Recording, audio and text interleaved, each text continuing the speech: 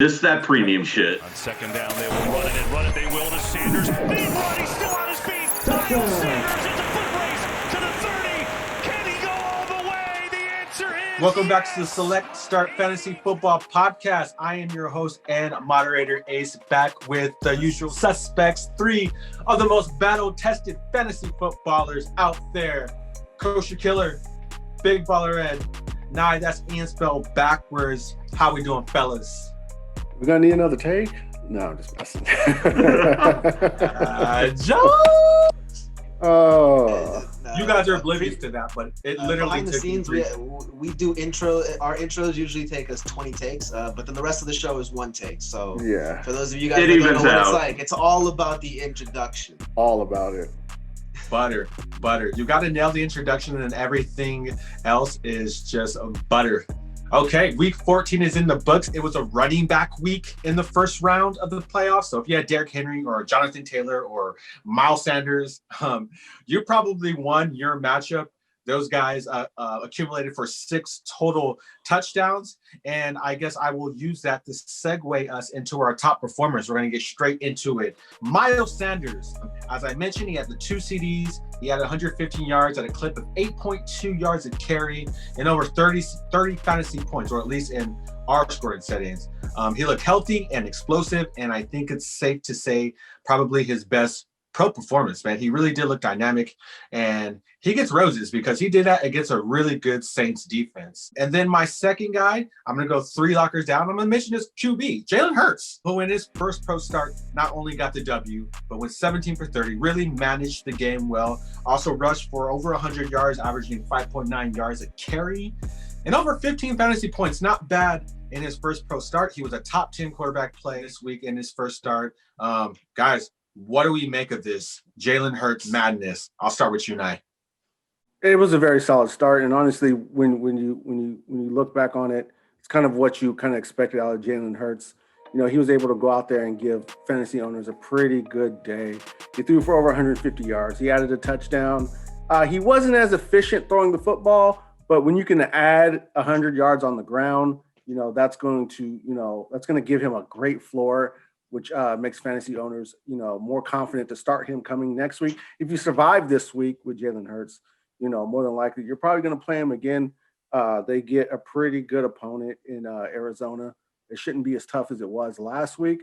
But in all honesty, I'm more excited for Miles Sanders than for Jalen Hurts. Miles Sanders looked like the player I thought he would look like all year. And, who would have guessed? It took, the Eagles' second-round pick to get it done. All right, so let me get this straight, guys. I can take Miles Sanders off of the bench now and put him back in my starting lineup, right? Just in time for the playoffs. Our playoffs. Just in time for that week 1 bye. Man, when we're looking at Jalen Hurts, I can't help it but look back at 2 other quarterbacks who have in recent years come in and performed as high-end streamers with rushing floors and struggled with passing the ball. And I'm going to call out Taysom Hill from earlier this year. We've seen the production. We've seen him being able to hold the fantasy floor and thus be a viable streamer from week-to-week basis. But I also want to take us back to 2 years ago, Lamar Jackson taking over in Baltimore. And we got another viable streamer out of him. He was not a league winner, but he absolutely was a guy who you were able to plug in as a top 12 QB with a rushing floor, who you couldn't expect too much passing yardage from, too much passing production from. The Eagles' passing options didn't come back to life against the Saints. We still got to see mostly just their running game get some kind of lift. And if you look at Jalen Hurts' passing numbers, he only had 167 passing yards. He did struggle as a passer. He brought something else to the game, and that's something he's going to continue to bring on a week-to-week basis. This is a fantasy viable player. I'm putting him in as a top 15 QB, regardless of matchup, top 12 if the matchup is good, and against Arizona it is. But I think that this is just something to say, there's value still in Philadelphia. This is a team that, beyond anyone's belief, still can shoot for the playoffs, and Jalen Hurts is their way of trying to get there. So I see some viable future for this. I'm excited for Jalen Hurts, and again, like Nye said, I'm very excited for Miles Sanders to come off my bench and finally start performing like that number 1 pick. If you guys had him and made the playoffs, you've got a chance. It's never too late. I mean, yeah, we're excited for Jalen Hurts. We're excited for Miles Sanders, but nobody's excited to see Alshon Jeffrey signing. Like, Kosher, jump in here. I'm going to say that Hurts looked solid. I think in a 2 QB league, you absolutely start him as one of your 2 QBs. In a 1 QB league, you're looking a lot more at the matchups. I think Big Baller's spot on with the comparisons to both Taysom Hill and to Lamar Jackson of a few years ago. I think you're looking at someone who's going to, in Hurts, who's going to give you something in the 12 to 20 points per week pretty consistently because of that rushing floor. We'll figure where, if you're okay with that low end, assuming around 12 points, by all means, play him. You should not be starting Alshon Jeffrey. That goes without saying. Do we really have to counsel people on that? I'm just saying, like, he's still alive. He's still a member of the Philadelphia Eagles, guys. It's nice to see he's alive. That's great. You know what? I'm gonna take a hot take. Alshon Jeffrey's gonna win somebody their fantasy. Yeah, don't listen to that. Raise your hand if you're gonna start Alshon Jeffrey in your next matchup. Okay, there we go. Matchup. Kosher, we're gonna keep it on you, man. Why don't you start us off on your top performers? Well, you mentioned Miles Sanders as the last of the running back triumvirate. I'm going to mention the first 2.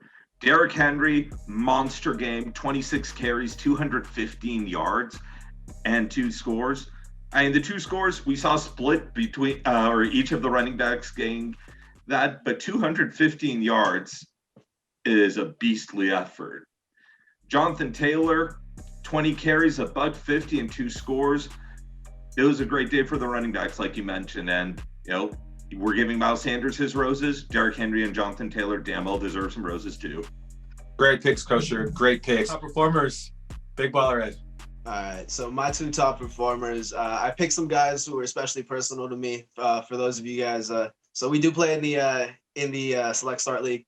But I did have a league that started their playoffs earlier, and I faced up against Tyreek Hill and Calvin Ridley in the first round, and I thought I was done. So my top performers are the 2 guys that got me through that. I want to start off with Stephon Diggs. He came through with 14 targets, 10 receptions, 130 yards, and a touchdown. And you guys watching that game, sighs of relief. So I'm going to follow that up with another guy, and that's A.J. Brown. A.J. Brown, wide receiver 1 season, is in full effect.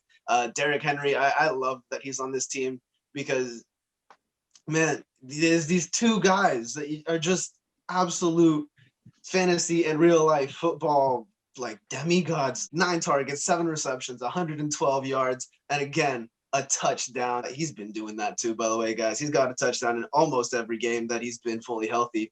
So roll that out. A shout out roses to a fallen warrior, Mike Gesicki. He did come through. He only managed to play about 52% of snaps because he did go down towards the end, but 5 receptions for 65 yards, and he came down with 2 touchdowns. That was his 3rd straight game with touchdowns.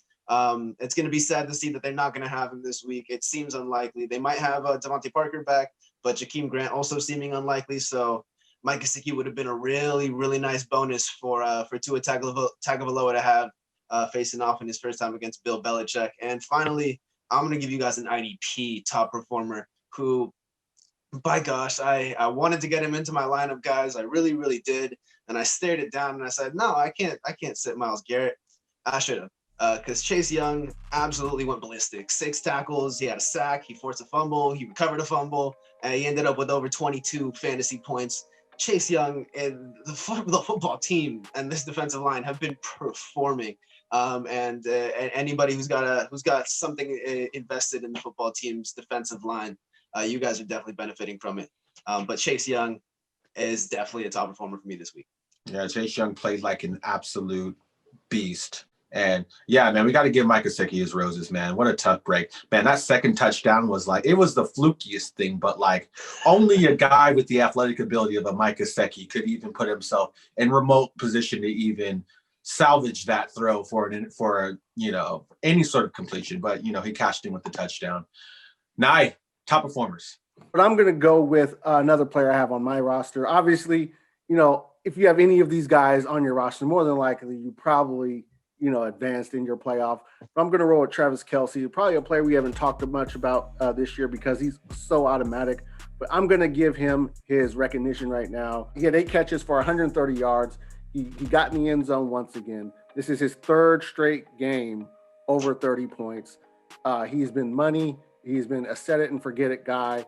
And then his schedule is beautifully set up. He gets New Orleans, who don't really do well against the tight end. He gets Atlanta, and then he gets the Chargers. He is a guy who can carry you through your fantasy playoffs.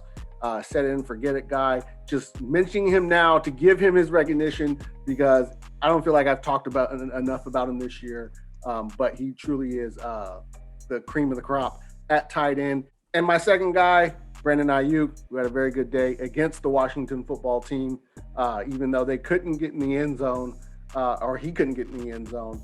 He managed to secure 10 catches for 119 yards and should be the number one guy moving forward. They have a beautiful matchup against Dallas, which should be a competitive game, which should push Brandon Ayuk into that double-digit receptions area. He'll probably go over 100 yards again, and more than likely he will add a touchdown. So that's another guy who gets his roses. That Brandon Ayuk, man, he's looking like a force, a fantasy force for years to come, for sure. Be interesting to see what those ADPs look like for guys like Brandon Ayuk going into the 2021 season. Before we get to our playoff pick 2, let's briefly talk about some of the injuries, some of the COVID stuff. Kosher, lead us off. I just mentioned him, but Deebo Samuel on the 49ers, done for the season with a hamstring or a quad injury. Matthew Stafford on Detroit has a rib injury. I think it's broken cartilage between his ribs. X-rays are negative, but reportedly he is in a lot of pain. As of our shoot, it is unclear if he or Chase Daniels start against Tennessee. And now we get to the MASH unit known as the Miami Dolphins, with 4 players making the list. Devontae Parker has his third leg injury. He's had a hamstring and a quad injury earlier in the year. Jakeem Grant has a hamstring injury. He's considered week to week. And I mentioned Mike Gesicki. He's got a bad shoulder. If he can't go, Adam Shaheen is going to be the next man up, but he doesn't have Gesicki's repertoire of making the tough catches in traffic. Rounding out the Dolphins is Myles Gaskin. He is on the COVID list. He's missing week 15 due to the timing of his positive test. The last 2 players on injury are on COVID.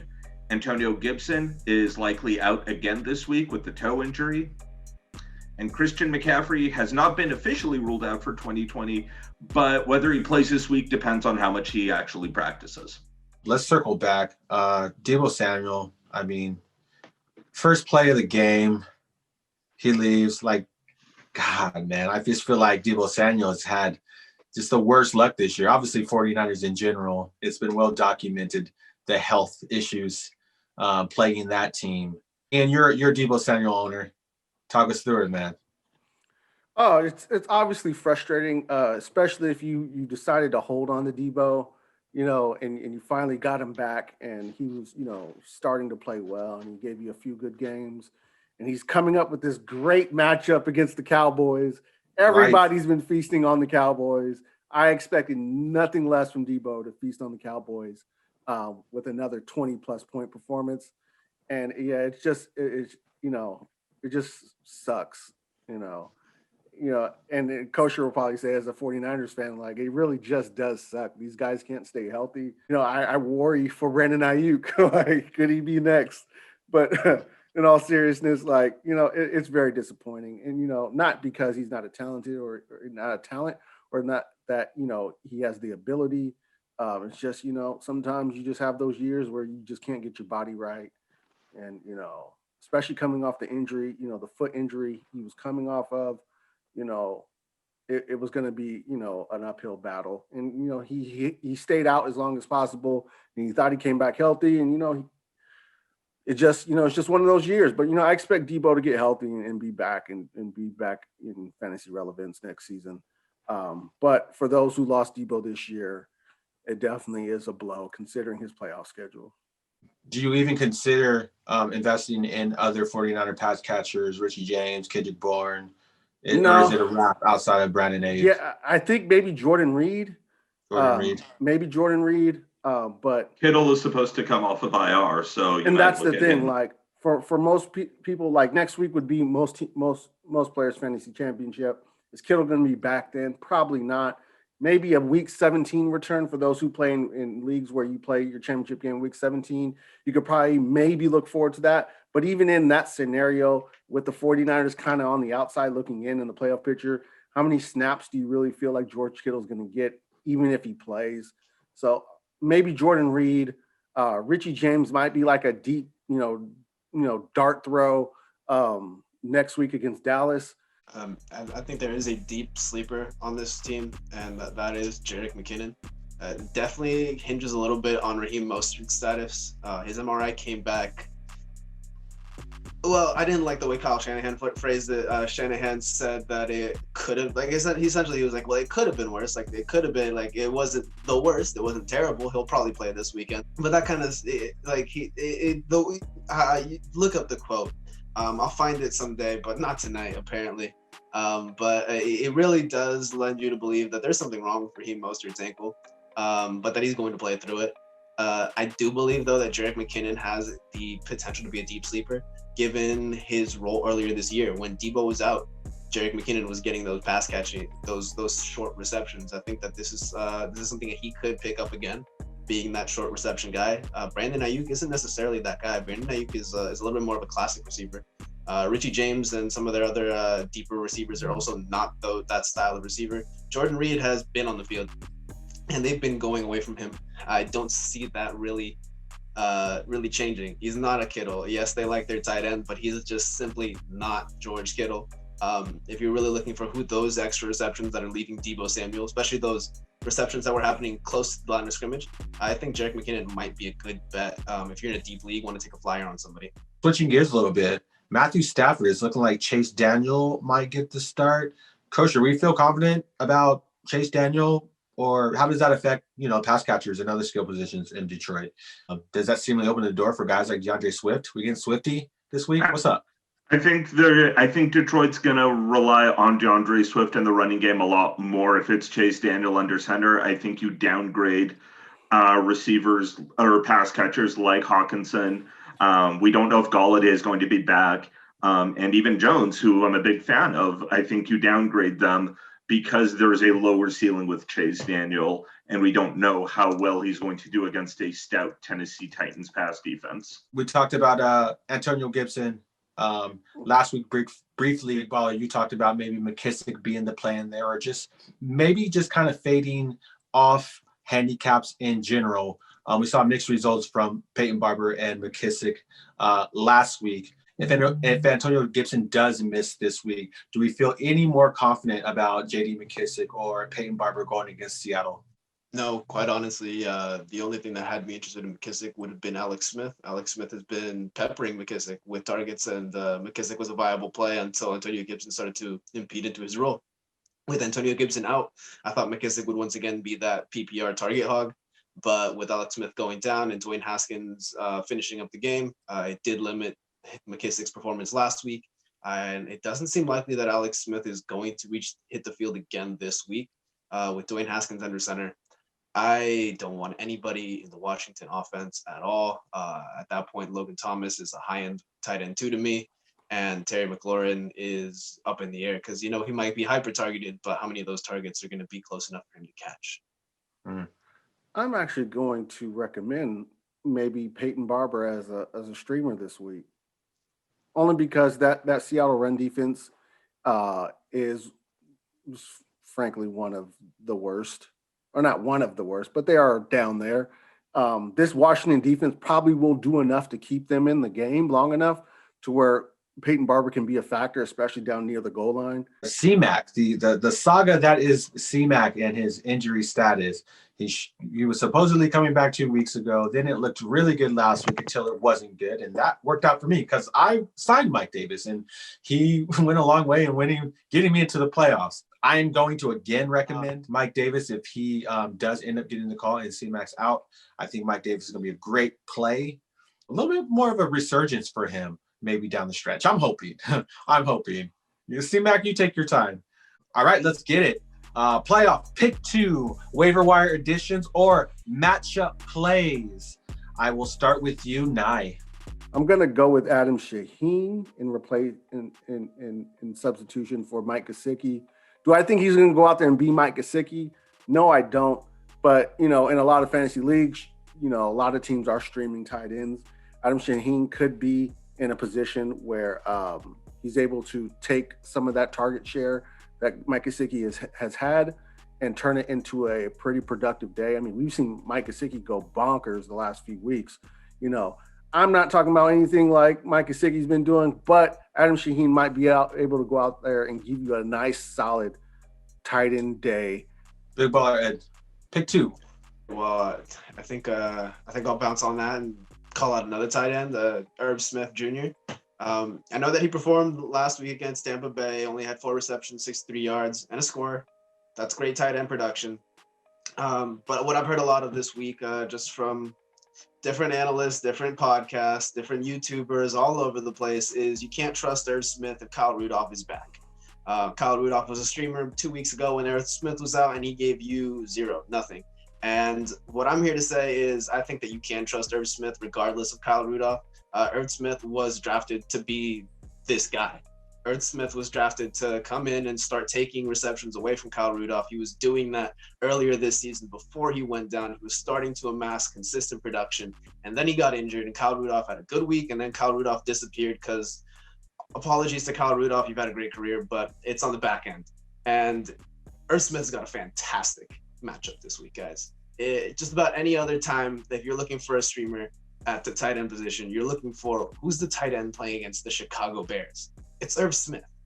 The Chicago Bears have been funneling production to the tight end position all year long. They've been allowing touchdowns to the tight end position all year long. Irv Smith is the number 1 candidate on the Minnesota Vikings offense, or number 1 tight end candidate to get that production. Second, it's going to be Jeremy Chin with the Carolina Panthers. 2 weeks in a row. Love it. He was the top performer last week. This week he's just a pickup because the fact that I was able to find him in our league's waivers tells me that he's probably in some of your guys' league's waivers, and he shouldn't be. If he's got multi-positional DB and linebacker plus production, last week was 8 tackles and he forced a fumble. He's getting around the place. He is the playmaker for this defense, and you guys need to pick him up now before somebody else in your league does. So that's my calls, Irv Smith and Jeremy Chin. Hopefully one of those guys helps you guys through your fantasy playoffs. They're looking like Derwin James. Right, my man Jeremy Chin is out there just game breaker, real game breaker on the defensive side of the ball. Kosher Killer, pick 2. I'm going to start with a little bit of a sleeper, and that is Gabriel Davis, the wide receiver on Buffalo. He has touchdowns in 4 out of his last 5 games. He's had 3 catches each of the last 3, and last week he was targeted 8 times, and that's double what he's gotten each of the previous couple weeks. So Josh Allen is trying to develop that chemistry with him. He's finding the end zone. He is available on a lot of waiver wires, and I think he's going to be a good sleeper play. If we're going to look at a matchup with someone you already have, play Derek Carr this week against the Chargers. Chargers are allowing the 3rd highest passing touchdown rate allowed. Carr loves to air it out, and he's going up against them on a short week. What do you think, Big Baller? Is the car going to blow up? And last time I said the car was blowing up, it blew up in a good way. Take those keys, stick it in the ignition, make sure you're not at a gas station, and fire it up. All right, that is going to wrap up our show for this week. Before we head out of here, let's do a little keeping the same energy update. And we're handing roses out to everybody last week. Cam Akers had 29 carries for 171 yards. He didn't get in the touch. He didn't get in the end zone, but still managed to have a 20-plus point fantasy performance. So roses for Cam Akers. And T.Y. Hilton had his best game of the year, and I think it's probably worth a bigger discussion. T.Y. Hilton, 7 targets for 5 receptions, 86 yards, 2 touchdowns, and over 25 fantasy points. Very quickly, guys, you guys want to comment on those 2 performances before we head up out of here? I'll start with you, Kosher. Yeah, Cam Akers played like a man who heard last week's podcast and did not appreciate getting no love from any of us, and he went out and balled out hard. That said, T.Y. Hilton totally justified our love by getting in the end zone twice, so I am very glad for those 2 scores.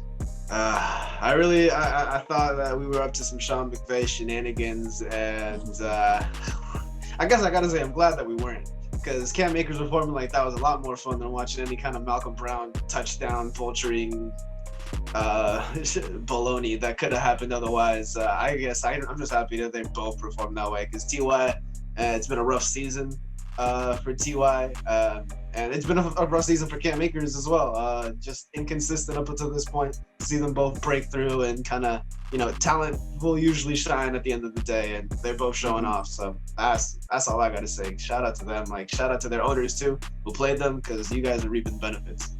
We playing Cam Akers next week, Nye? You know what? I have that dilemma right now as well. Like, am I going to play Cam Akers next week against the Jets? Yeah, I think, yeah. I mean, it's the Jets. I think if you have them, you roll them out there again. I do, worry about the Sean McVay shenanigans, because, it's just like, Sean McVay to give us what we got last week, and then, back to the, 30% carry share. Much props to Ty. He got it on track and at the right time for a lot of fantasy owners, because he was probably one of those players who was dropped, like, in a lot of leagues, before he started hitting that, that hot streak, or this hot streak. So good, for you fantasy owners who were able to scoop him up and play him. I'd say keep playing him. They got, who do they have this week? I want to say they have Houston Texans. Yeah, Yep. him again.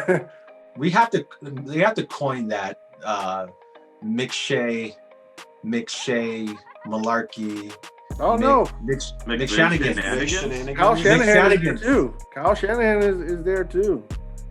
Kyle Shenanigans too. Yeah, the Shenanigans. McVanigans. McShanigans. Yeah, Shenanigans. McShanigans. Well, that's going to do it for our Week 14 review.